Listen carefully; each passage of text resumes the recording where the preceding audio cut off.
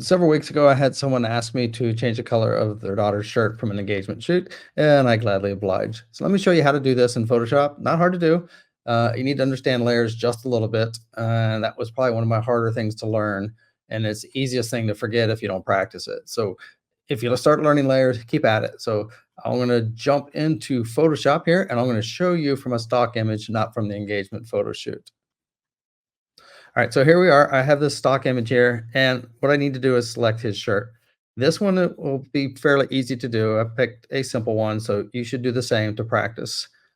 So let's select that shirt. That's the first thing we want to do. But hey, let's back up. You want to always do non-destructive testing and playing. So what we want to do is always make a copy of your background. So Command J or Control J if you're on a PC, and hide your original layer. So if I make some bad mistakes, I always have the original.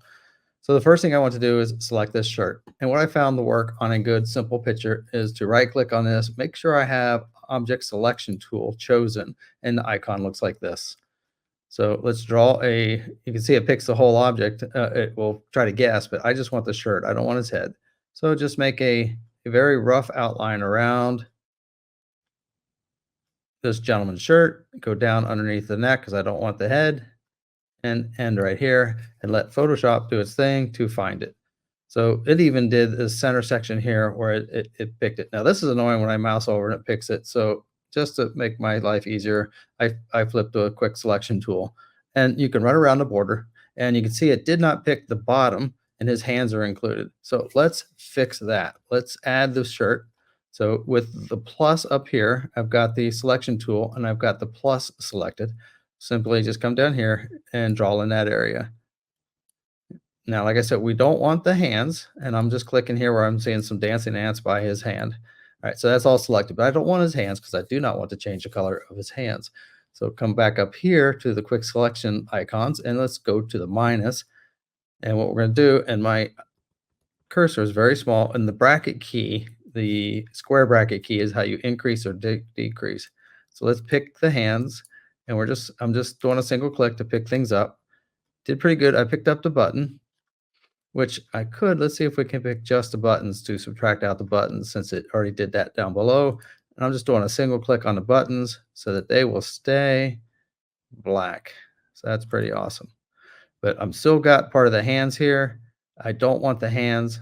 So let's click here, and I'm just removing the selection along the hands. Pretty simple, not detailed. I'm not zooming in. It looks pretty darn good.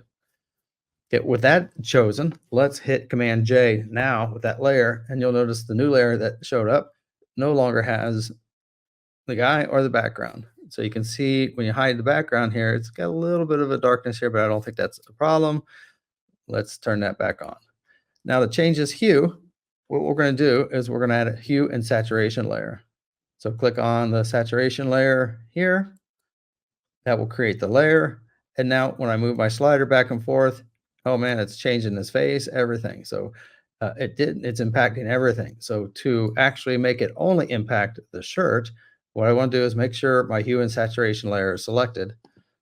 Go to layer, choose create clipping mask, and it will now only apply to this layer directly below it. And you can see that with this arrow indicator right here. So now when you move your slider around, I can change the color of the shirt to just about any color I want.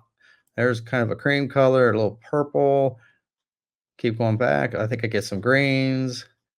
And you notice blue never really showed up. Let's pop up the saturation just a little bit, see if we can get some other colors.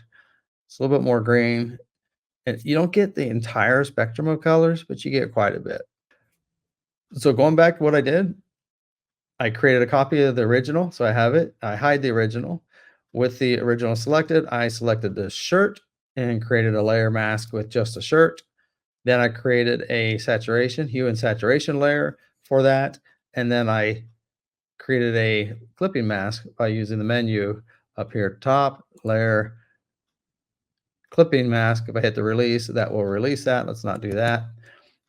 And that is simple as it can be. This is Doug Gabbard practicing photography. Make sure you hit the like and subscribe, getting better one photo at a time.